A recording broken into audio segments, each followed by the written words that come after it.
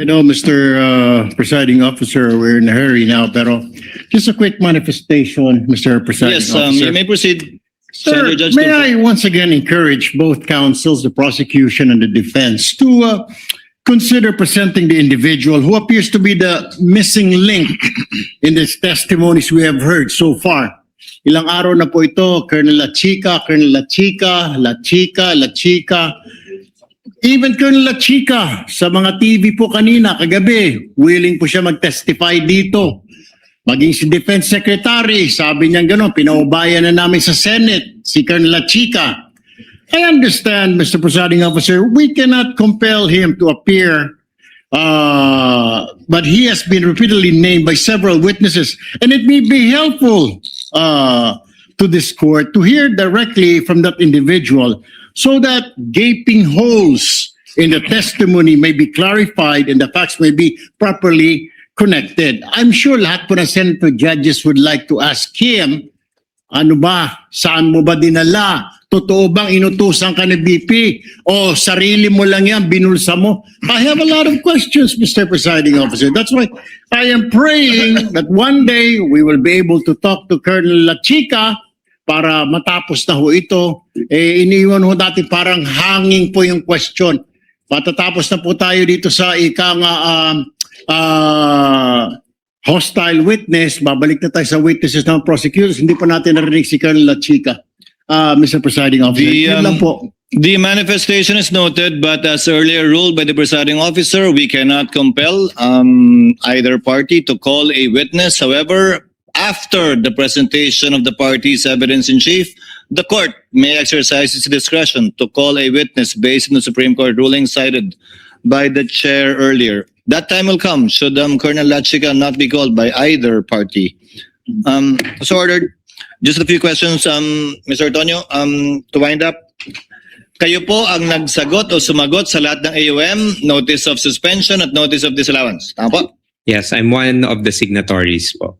Wala po doon sa AUM o kahit anong notice of suspension at disallowance, yung issue tungkol sa mga alias sa acknowledgement receipt, na-raise po ba yun doon? It was not raised in any of the observations from COA, sir. So hindi nyo kinailangan sagutin yun? We did not answer, sir. Did not need to answer because there was no question posed? Yes, Your Honor. There was no issue also raised by COA with respect to spending it for 11 days. Correct? That's correct, Your Honor. Wala rin kayong kailangan sagutin kaugnay nun. Yes, Your Honor. Now, the notice of disallowance, for the 3 quarters of 2023, it was disallowed dahil base sa testimonya ni Gina Acosta, binigay niya yung pera kay Colonel La Chica. Tama po ba? That's one of the observations po, Your Honor.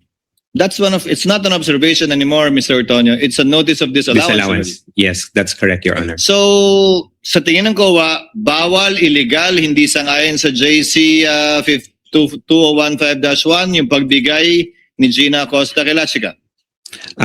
Based on the notice of disallowance, Your Honor, it indicates na the transfer from one agency to another, sir. Kayo po, alam niyo po ba yun na binigay ni Gina Acosta yung huling quarter ng 2022 at 3 quarter ng 2023 kay Colonel La Chica lahat? At the time, sir, no, I did not, sir. At the time na binigay niya o at the time na nangyari na? At the time na nangyari lahat, sir. I would have no personal knowledge, sir. Hindi, pero nung ginawa mo yung AUM, unang sagot sa AUM, alam mo na na binigay ni Gina kay La Chica? Yes, sir, because they were introduced as the special So officer. October mo nang nalaman na binigay lahat ni Gina La Chica, October 2023, nung sinagot mo yung unang AUM para sa huling quarter ng 2022, doon mo palang nalaman na binigay lahat ni Gina kay La Chica yung pera. That's correct, Your Honor. Now, is La Chica an accountable officer based on the definition of the JC? Based on the JC, sir, he's not an accountable officer, sir. It's the SDO. And that is the reason why his signature does not appear in any of the documents submitted by the Vice President in relation to the AUM, NS, and Notice of Disallowance. Dahil hindi naman siya empleyado ng OVP, di ba? Yes, sir. He's not an employee, sir. Although he's designated as the security officer. Is that allowed, designating someone as a security officer who's not an employee of the office and So- being given that much money to disburse? Sir, based on my understanding, sir, on the JC, when I read it, sir, there's no specific guideline, sir, on who to designate as security officer. But there is a provision po, sir, that the head of agency may designate a security officer to implement different programs and activities. Now, you keep on mentioning that La Chica implemented and that Acosta disbursed. Ano pong definition nyo ng implement? Implement, sir, would be to perform the different activities on the ground, sir. Which entails what? How will he perform the different activities on the ground in relation to confidential funds? Possible, sir, to coordinate with the different informants or agents, sir. Yun po yung pwede kong mabigay na information, sir. Mr. Ortonio, sa Understanding. mga salitang perform at coordinate, saan po doon yung paggastos ng confidential fund? Perform, coordinate. Yun ang definition mo na implement. Yes, sir. Oh, asan doon? Ba't binigay kay Colonel Lachica yung pera at ba't siya gumastos kung perform at coordinate lang pala? Did Colonel Lachica spend the money? I would say so, sir, that being the implementer of the different activities, sir, he spent the money for the different confidential activities. So Colonel Lachica disbursed the money for various confidential activities. I would say, sir, na he implemented the different activities, sir. Mr. Ortonio, nasa spent na tayo. Binago ko lang ng konting disburse, bumalik ka na naman sa implement eh. Again, spent, disbursed. It means the same thing. Ang Sir- gumastos na ng pera na binigay ni Gina, si Colonel Lachica o mga tauhan niya. Sir, based on my understanding, sir, it's Miss Gina Acosta who disbursed the fund, sir. And then si Colonel Lachica po yung implement or conduct ng mga confidential activities. Hindi on the ground. nagbayad si Colonel Lachica? Part of his duties as the implementor, sir, nagbayad Mabayad. siya doon sa mga... So is it your theory that Gina disbursed to Lachica as an end user? Yun po yung ano ko, sir. That's my understanding po, sir. Kung on end that. user si Lachica, bakit niya binawi yung acknowledgement receipt niya nung nagbigay na siya ng mga acknowledgement receipt para sa di umano binayaran niya? Hindi ba dapat tinago niya yun? Kasi nag-disburse si Gina, tinanggap ni Lachica. Kung siya ang end user, tama lang na may acknowledgement receipt siya, ba't niya binawi? Ba't hindi tinago sa file? Sir, in terms of binawi po yung AR, sir, I Ni do not Lachica? know- I do not know of that, sir, because That's what The- Gina said. the AR, sir, were given to me by Miss Gina, and then that's what I submitted Mr. to the Antonio, Commission on the Audit. ARs of the various aliases na binanggit, yung kanina pa sinasabi, ng iba't ibang apelido, kasama yung apelido ko, yun yung sinubmit ni Colonel Lachica. Ayon kay Gina, nagbigay siya ng pera kay Colonel Lachica at bilang katibayan, nagbigay na acknowledgement receipt si Colonel Lachica.